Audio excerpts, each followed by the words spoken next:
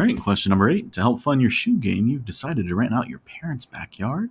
Your plan is to charge anyone that wants to host an event $200 plus an additional $40 for each person in attendance.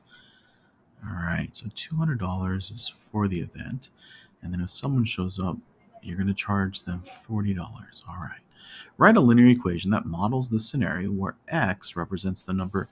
All right, so with the word problems, my suggestion is you set up your table, right? And there's your x, and there's your y, and x is the number of people. So I'm going to just write people right there.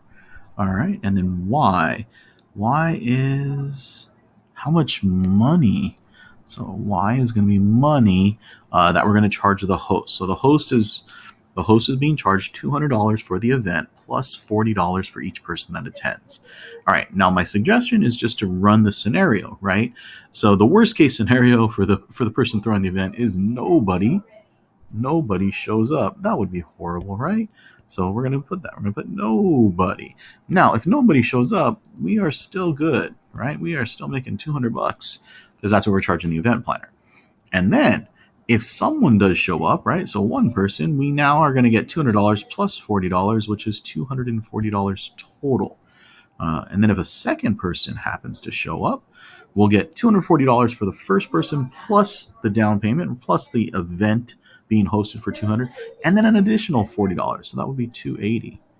All right. And if you wanted to, at this point in time, you can just take a look at how it's changing. It's changing by plus 40 for every plus 1. And it does that over here. Plus 1, plus 40. And this gives us our slope.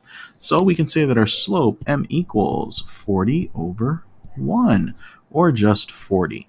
Right? We get $40 for every one person that shows up, and that's how our money is changing. Okay.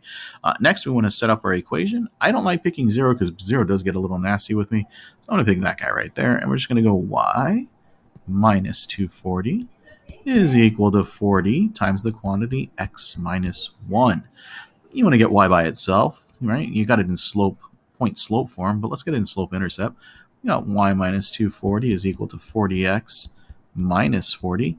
And then the 240 added to both sides, and this gives us y equals 40x plus 200. All right. And if you were fancy, you probably could have figured that out by looking at this. There's your y-intercept, right? Super fancy. And then your slope was right there, so you could have just done y equals mx plus b. All right. Write a linear equation that models the scenario where x represents. Yeah, we're good to go. This is our answer for question